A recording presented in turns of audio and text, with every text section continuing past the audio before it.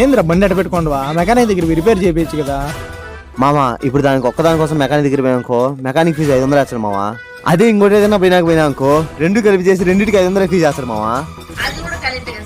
సరే మావా నాకు పని ఉంది పోయొచ్చా? సరే మచ్చా.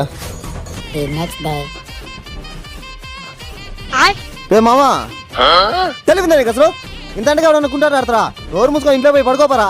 అది కాదురా. అది కాకపోతే అతడు రాత్రి కింద పడి కాలు ఇరిగిందిరా.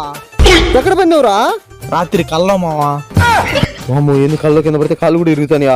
రేపు నుంచి కళ్ళు కనకూడదు. మరి డాక్టర్ దగ్గర పోవచ్చు కదరా? పోదాం అనుకున్నా మావా, అప్పుడే మెలకం వచ్చింది. మరి ఇప్పుడన్నా పోవచ్చు కదరా?